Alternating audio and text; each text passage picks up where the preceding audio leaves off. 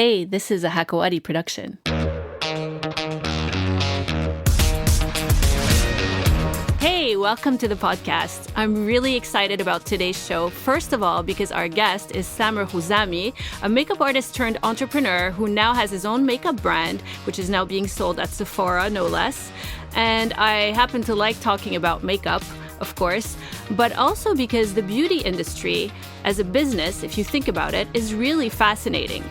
It's one of the few industries that just keeps growing and growing, no matter what's happening economically and technologically. Everyone keeps buying makeup, beauty products, and the product itself just doesn't really change. But how do you go from being a makeup artist to overseeing a successful brand and product line? You're about to find out. Please welcome our guest, Samer Khouzami. Welcome to the men's room, Samer. Thank you. I'm super happy to be here, super excited. Great. So tell me a little bit about your journey as a makeup artist. You started in 2011. Yes. How did you get started?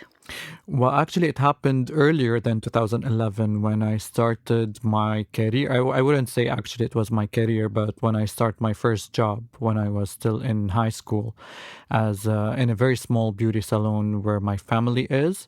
And at that time, the main focus for me was to try to save money as much as I can to go to the university and to save for my major. And I wanted to major graphic design in the Lebanese university. So I started working in that very small beauty salon. And then I went actually for my major. And in the first year of graphic design at the Lebanese university, I ran out of money ran out of cash because apparently graphic design is a very expensive major, especially for someone who's not financially able to support his material, because they ask for a lot of stuff like cardboards and coloring tools, and all these stuff were extremely expensive for me.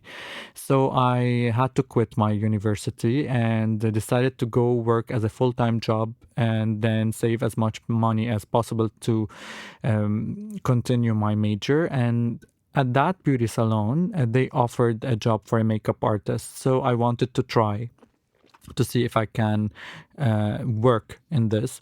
And I felt that graphic design and makeup are really related in one way or another. So I started working my first, basically, makeup job in that salon. And I never went back to university. Yeah, you figured out pretty quickly that you'd make more money doing makeup than buying pencils and learning how to get a job eventually. It happened. I didn't plan it because every year I say, you know what, I'm going to save a little bit more and go and start the next year. And here I am, so 15 years later, and still didn't go back. So, but fast forward a little bit. So you had a job in a small salon. Then you said you moved on. We were talking earlier. You moved on to a little bit of a bigger salon. Yes. And soon enough, you were buying shares in the salon, right? Yeah, because now, exactly, fast forward, a lot of things happened throughout the years. I worked with a lot of beauty salons in Beirut, like for experience, for bringing more database into my clientele, and all these things that I think are key to build your career. And then I started, I actually bought some assets from shareholders in one of the beauty salons here in Beirut. And after a while, the makeup basically boomed in a way, and I wanted to expand a little bit more. So every now and then I bought a little bit of their shares, and until I owned the 100%. What do you mean? So then it became your salon? Yeah, it became mine. But what do you mean makeup boomed? Because I think with the back then, with the Instagram still being very new, and it did have a different kind of management to what's happening now in Instagram, being viral was more accessible. And I kind of started this social media when it was What year are we talking about? 2014. Okay. I think. I'm not. So it was like the very really beginning of Instagram. Yeah. So there was a lot of space and that's when you got in, because you have 2 million followers now. Yeah, and everyone, which is crazy. And and if you would see the history of the following, you would see that it decreased in terms of increasing the amount of followers, because again, the whole thing in Instagram, other than it's now too crowded of everything, also the system of Instagram and how you see the posts and how you interact with followers became like really very minimal.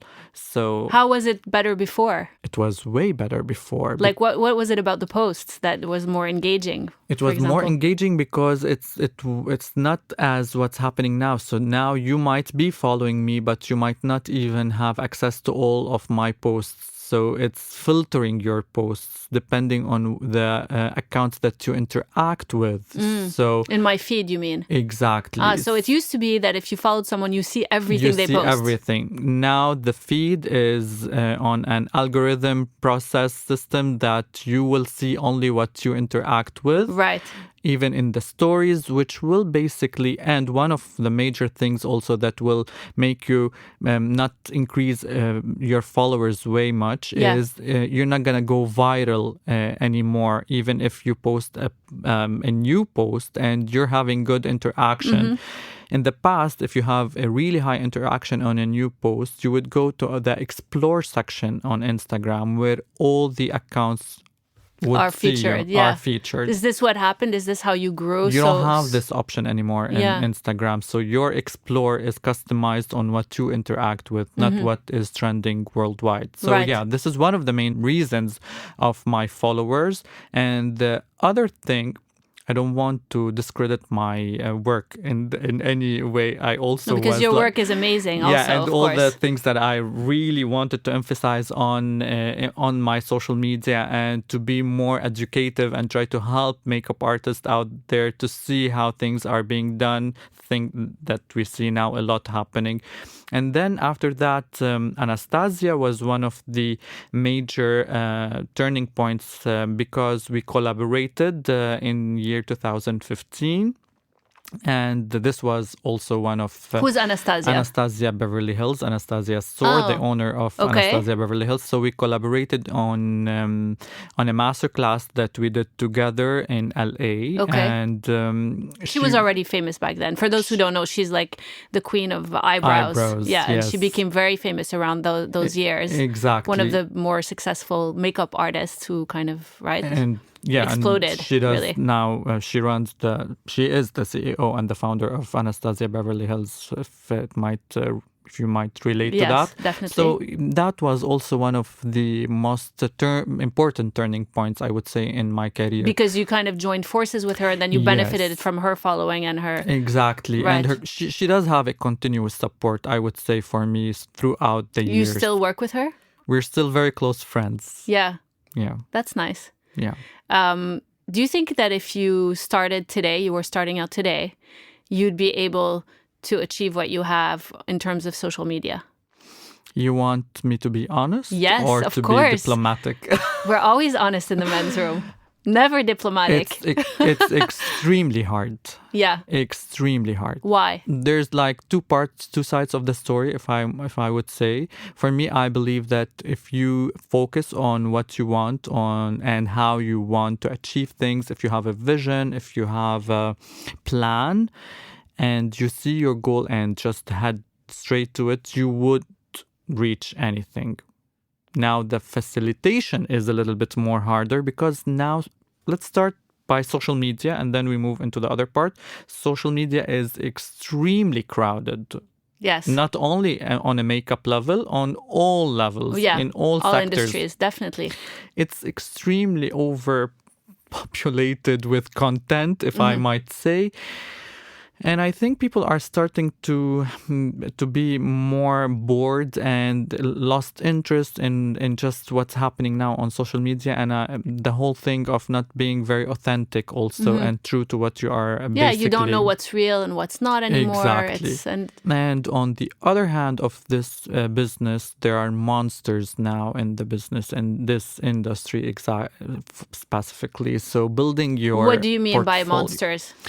In terms of products, in terms of makeup artists, in terms of the competition that is happening. You mean there's a lot of strong competition? Yes. Are you talking about like big brands? Are you talking about specific makeup artists who've really harnessed, I'm talking more about big brands. there are a lot of good makeup artists. So, again, back to your question, is it harder now than earlier before? Yes, it is harder because of all these things. The competition is really so strong. You have a platform that could showcase your work, but also thousands of others. There's a good and bad thing about that. You're accessible, you're reachable to everyone. People will know about you more, but also you need to know how to stand out from the crowd and make yourself unique. So how do you do that? Me? Yeah. I mean, now that Instagram is what it is, it's kind of like you said, you could be posting every day, Yeah. but unless your followers are really into makeup and engaging, they might never see your post. Exactly. I would tell you that I went in a period of time in this kind of struggle of what to post. Should I go with the flow of what's happening, what's trending? Which is what's trending in makeup? Which not in makeup, if I would say. Yeah. On social media, On social what's media. trending now is kind of the most unnecessary post that you would ever post. Something that is super uneducational, just maybe funny or. You don't want bullshit, to if we look might like say. you're selling something, or you don't want to be doing something that's too If you monitor perfect. what's like really gaining a lot of interaction on social media now, you will see that the content is the most shallow content that you could ever watch. Yeah, I see what you're saying. So I for a period of time I wanted to do that. Yeah. Just to see if this is what will give me more interaction with my followers, but I couldn't. Yeah. And what I do now is that I'm 100% true in everything that I post. It reflects me 100%. I cannot be funny. I'm not funny. Usually, I'm not a funny person. Okay. I might throw a joke. That was funny. Yeah. Yeah. But I'm not an entertainer because if I might say, I might be funny, but I'm not an entertainer specifically. So, and I want it to be, because sometimes when you see and you're so into social media, you just want to ride the wave and say, all right, I'm going to do it. But it reaches you want to be a point. authentic. Yeah, exactly. Yeah. When you're not true to Everyone yourself, wants you're not that. happy. I don't want actually just to gain attention. I'm not seeking that. I have something to offer. I'm more into the educational part of this industry, where I can help people make their career better or improve their skills, and that's all what I do. So, but you also have a YouTube channel. Yeah. How different is that? I mean, YouTube has gone through a lot lately, like in terms of advertising and all that. But it still feels like that's kind of where you'll find real content. How are you dealing with YouTube? Let me tell you how I deal with social media and all its elements, like, clearly. Yeah, because let's just say on YouTube, you do basically makeup tutorials, which are amazing. They're very well produced, by the way. I've seen them. Thank you. So still not able to do anything what you do, but I'll keep watching. Keep watching. Yeah.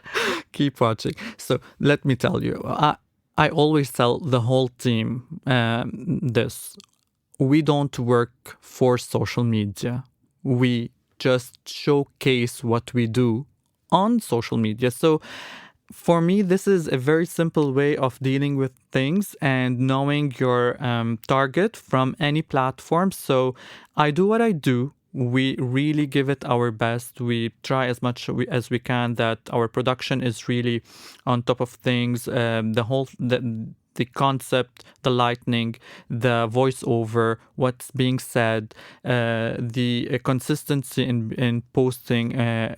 Everything as it should be. Yeah. And then you just put it out there and keep doing what you're doing in terms of your business. It's kind of like an exercise in being consistent and exactly true to your brands. I've sat with a lot of YouTubers and bloggers and content creators, and you feel that their mindset is, I don't want to say limited, but they work for social media. So even if they want to eat they make sure that they just Yes. take a picture of what they're gonna eat. I really don't know how can't. people can live like that. But you're right. That some can't. people's job is to be social media. That's their job. And I don't want to live this life. Yeah. No. But you've still harnessed it pretty well, which is interesting. And it's interesting. The timing is interesting because you're right. I don't think that doing what you do, it would be possible to do that today. It wouldn't. So, but let's talk a little bit about your products. So you ended up launching your own product line when? 2 years ago. 2 years ago. Which, by the way, is your products are beautiful, and I love the packaging. Thank you so much. Yeah, we launched, to be more accurate, in 2015. We started with the brand. That's 4 years ago. 4 years ago. I'm so bad in math. You are funny. Yeah. I'm so bad. No, it's fine. With the brushes. Yeah. And I don't have the plan, to be very honest with you, to expand into a makeup line at that moment. You didn't? No. So you traveled around the world? We started the tour in 2014. You were training other makeup artists? Other makeup artists or any aspiring... people who wanted to learn anyone makeup? Who's into makeup. That was with Anastasia? Anastasia was one of the stops that I had in LA, and we collaborated in LA for our masterclass together. But I've went all over New York, Australia, Canada, India. So everywhere. you and your team planned those. Yes, we planned sessions. This. Yeah, it's a format basically that tours all around the world. Mm-hmm. So wherever, a lot of makeup artists do that, right? Is this like a kind of a standard way for a makeup artist to kind of build his reputation? There are a lot of classes that are happening. I wouldn't say they are world tours because until this day, I don't want to sound arrogant, but not yet another makeup artist have been to all the countries that I've had classes. And really? So what are some of the interesting countries I've been everywhere, like seriously. Sydney, Melbourne, India, Venezuela, Colombia, Mexico, Brazil. Wow. Romania. Amazing. All the Arab countries without naming them. You're still doing that, right? We're still doing that. I'm traveling to India next week for a new class in New Delhi. How do you hook that up? I mean, you get in touch with a salon there or people, artists there? How do you? The class is very well organized, and it's not an easy job. How do you promote it, to get people to? I mean, they don't. You're the just celebrities makeup artist. A simple post on Instagram. Yeah, that's it. Okay, a simple post. Because you have on followers Instagram. from all over the world. Yeah, I see. Yeah. So it's basically a format that we just have, and wherever you go, like any class or any destination, basically, you will basically have the same experience in each and every country. And that's interesting, actually, because that means you've worked in all different types of cultures. Yes. Are there major differences in the way people kind of consume beauty and makeup around the world? And how would you describe the Middle East's relationship with the beauty industry and women and makeup here?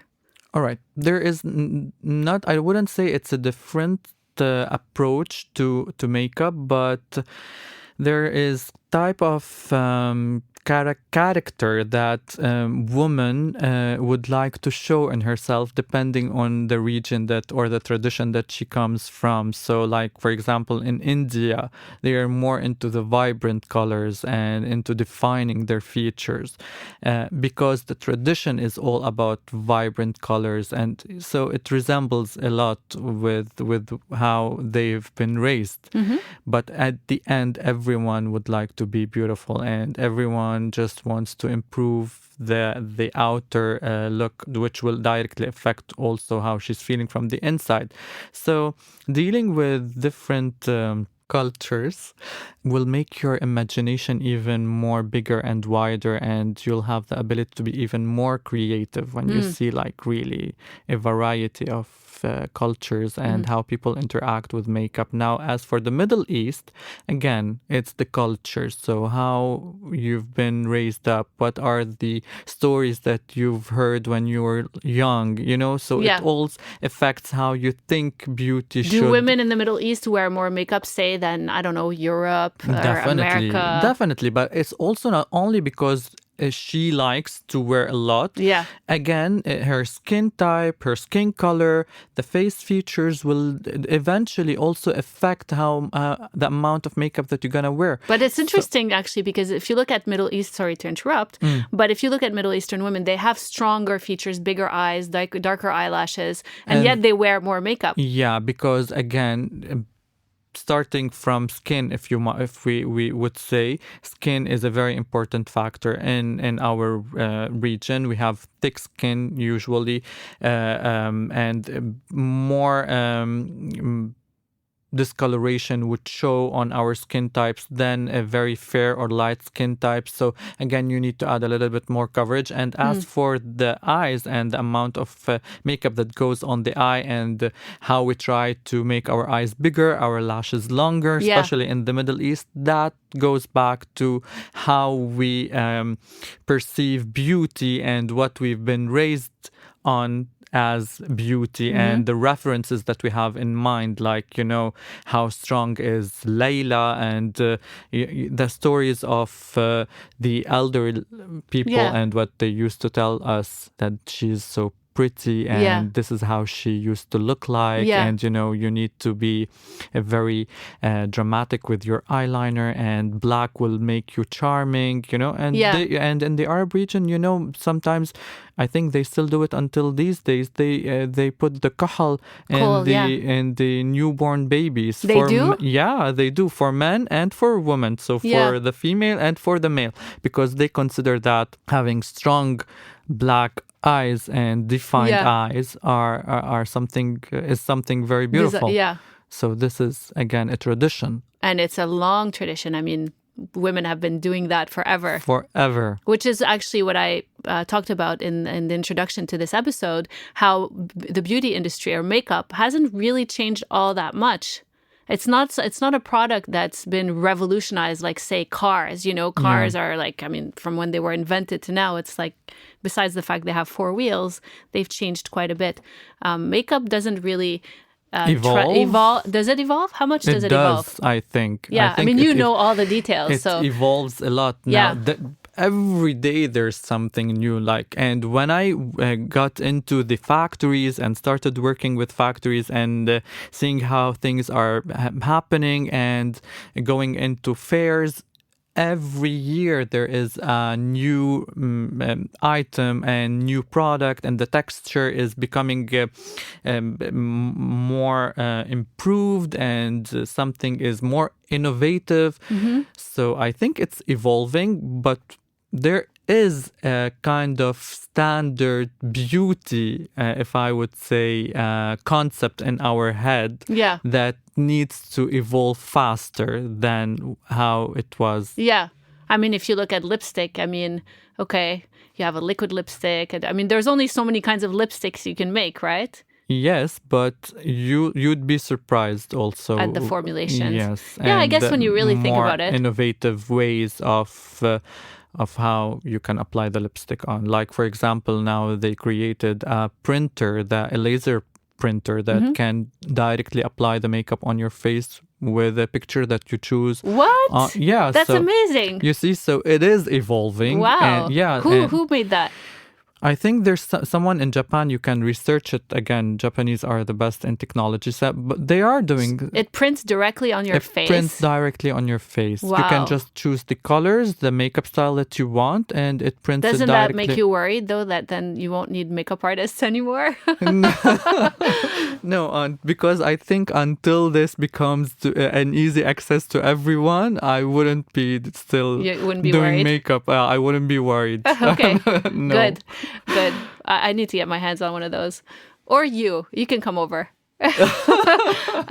So your products are now, how many products do you have in your brand now? All right. So the brand started by categories. The launches that the brand is considering is we always launch by category, and we started with skin category. First, you had the brushes. We had the brushes in 2015. Okay. And after that, the interaction and how people Received it was so amazing. I really didn't expect that. And when we launched the brushes, everyone started saying, please complete the line we want. So I felt that people really trust the name and trust everything that I'm doing. So I thought to myself, all right, so why not? Let's try to do something. And I don't come from a business background and definitely not a chemist, so I don't know anything about production in terms of business and in terms of formulating. Yes. So, for example, I would know if this is a good foundation or a bad foundation, but why, I don't know. Right. I don't know the composition. Makes sense. So it wasn't easy for me to go into the labs and starting to discover.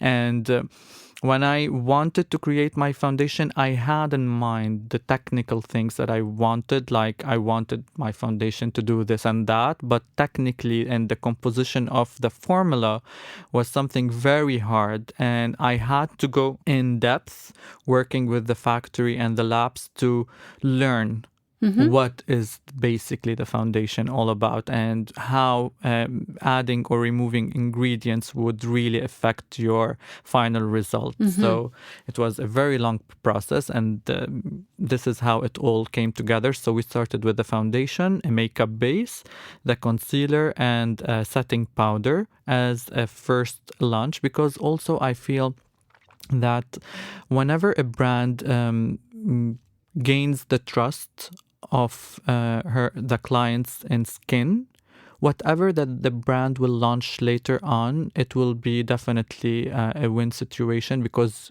we've already gained your trust. It's kind of the hardest part, right? Is the yes, foundation. It is the hardest part. So whenever you find your perfect foundation, it's very hard for you to switch to another brand. Yeah. So you just stick, it's like, like your toothpaste, for example. If it's over, you're just going to go buy the same thing again. So this is what I really wanted to focus on in starting the brand, is to build trust with that's basically what you have now, right? It's the yes, foundation, and this is the first category, core, the core, and then we launched 2 months ago our face palette, which is the bronzer, the highlighter, and the blushers. So we're continuing basically the skin category. Next month we launch our compact powders. Amazing.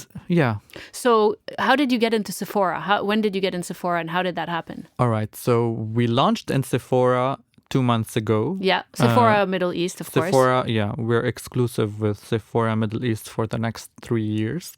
What do you mean? Does that mean you can't sell anywhere else? We cannot sell anywhere else. It's only at Sephora. In the Middle East? In the Middle East and online. And what about globally? Like what if Harrods in England, in the UK, we came to you? We can. Okay. Legally we can. Okay. But I don't want to say that it's not on my mind right now, but we are an emerging brand, and for me it's very important to be aware of where you stand right now and where you want to reach in the future. For me, I'm building the assets of my brand. I'm building every step of the awareness and the sales, if I might say, and the turnover and the expansion and where we want to be. So I don't want to jump steps. For me, being in Sephora Middle East now is a major thing for the brand to expand, to raise awareness, and to build stronger assets. And then in the future, we do definitely have the plan of expanding in more POSs throughout the globe. And you sell online as well? We do sell online, yes, definitely. Is that something that's easy, difficult? I mean, in the US, for example, and in Europe, I guess, but mostly I would say in America, everything is online now. But in the Middle East, it's still kind of lagging behind. Certain sectors are kind of building their online presence. Do you feel that it's something that's changing quickly? Is it Is it a In good... the Arab region? Yeah. All right. So How are you doing with your online sales? we're performing really, really, really well. But funny enough, what you just said, our highest sales are in the US. Oh. So it makes a lot of sense of what you just said. And the people from the US are ordering your products from here and you're shipping there. Yes, number 1 is US. I think number 2 is London and number 3 is UAE. Okay.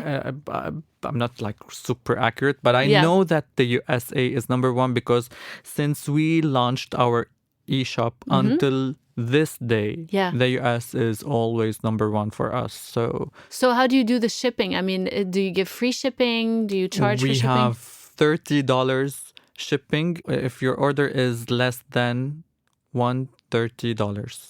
And then it's free if it's 130. And if it's above anyways, we can check those details. See, I'm telling you, you are funny. You should know that. No, I guess it's a detail. But it is a detail that at some point in this everything that is on my shoulders, I try to you can't remember everything. I don't blame you. It's a lot to remember, but I think it's just an interesting question because I think in the US again everything is free shipping. So if a company in the Middle East wants to build an online presence, I mean, does that make a difference? That's the reason I was kind of asking. If it's a free shipping, I think it makes it makes it much more accessible for the price rate that we have for the products. If you buy 2 or 3 products, you're already above $130. So you're gonna have your... What is the price range of your products? Average. I'm just not gonna... I'll do the talking. I'm not gonna ask you any more questions. What are you wearing today? Something easier. You have... I can't imagine. I'm kidding, of course. I can't imagine the number of things that you're thinking about as a business owner. So you still... Tell me what your average day is like. I mean, are you doing makeup and running the business? And what's your average day? At the moment, I do everything. I still do makeup because it's my passion and I love it a lot. Unfortunately, I don't have the time to do it as often as I would love to, but I try as much as I can. So yeah, I'm the first to reach the office, last to leave, if I would like just tell you. Yeah. So what time do you go in and leave? I reach the office around 7:38 and I leave 7:38. Wow, long days. And when you say the office, that's the salon that you run? And there's an office within that space? Yes, and there's the offices for the brand. So they are basically 2 separate entities. Okay. And we're actually closing the salon end of this month. Okay. Because we're switching into the corporate structure for the whole company, just to move into the brand and restructure the whole thing. So you will no longer be running a salon? Yes, wow, exactly. That's a big shift. That's a huge shift because the way that things are going and the way that the business is evolving and the responsibility and the work that needs to be done in the brand is really on a very a larger scale. A larger scale. And even the forecast, I don't want to say forecast, but what you expect from the brand to do is really on a bigger scale of for the whole business. Yeah. So that's why we took the decision to switch into the corporate structure. And how many employees do you have now? At the moment, 12. Okay. Yeah. And we were talking earlier, and where I met you was when you came to Qatar with Fashion Trust Arabia. Yeah. You were basically the main makeup artist, and I went to your suite where you were doing makeup, and you had a lot of actually big personalities coming in and out. I saw Nikki Hilton there. Yes. I'm sure you have a lot of names of people. A lot. Karen Reutfeld, Cindy Bruna, a lot. I don't want to... it was quite an operation you were running there. Maria Borges. You had a team of makeup artists and all the basically the people involved, women obviously, had appointments to come and meet with your makeup artists. And they were so great and professional, by the way. Thank It's you. really impressive. But so you're going to be part of Fashion Trust Arabia again next year. So we were the official sponsors as the glam team for Fashion Trust Arabia last year. Yeah. Year one for them as well. And definitely we're already in the process of finalizing everything for year two, because as I was telling you earlier, this year is a bigger year for Fashion Trust Arabia because they have a stronger pitching document now for year two. So everyone is interested after the success that they did in year one, and the whole media was talking about the event in Qatar. And, very exciting. Very. So what advice would you have for a wannabe makeup artist who has, big dreams? I have two advices, if I would say. The first one is make sure that you really want to be a makeup artist because you love it, not because it's a direct and fast way to fame and money. Because it is direct to fame and money, it is a fast way, but if you don't like it, you're gonna hate the way going there. So, and because I see a lot of people now, and I meet them sometimes on the street, and all what they say is they just love to become a makeup artist. Do you have the talent? No, but I just want to become a makeup artist, because I think they see what's happening on social media and the celebrities and the photo shoots, and they think that life is pink for a makeup artist and everything is, it's so happy and it's so nice and we just go for a photo shoot. It's not like this. It's really very hard. So if you don't love it, if you don't have passion, and if you don't have talent, give it a second thought. Yeah. Change your mind. You still have Definitely. time. And if you have the talent and if you have the passion, what would my advice be is to be true to yourself and never lose your passion. This is very, very, very important. And I personally believe that to be successful in a makeup artist's career, it's 20% of your talent and 80% of your hard work, persistent and determination, and really putting your heart and soul in what you do. That will make you successful. Don't just rely on your talent, because everyone is talented. I think that's great advice for whatever industry someone chooses to not be in. Not only as a makeup artist. Yeah. So thank you so much for sharing that and for coming in today and inspiring people who are listening. My pleasure. Thanks for listening to the show today. Do you have any questions about this show or ideas for another episode? You can share your comments on our page on hakawadi.com. And don't forget to subscribe while you're there so we can let you know when there's a new episode. See you next time.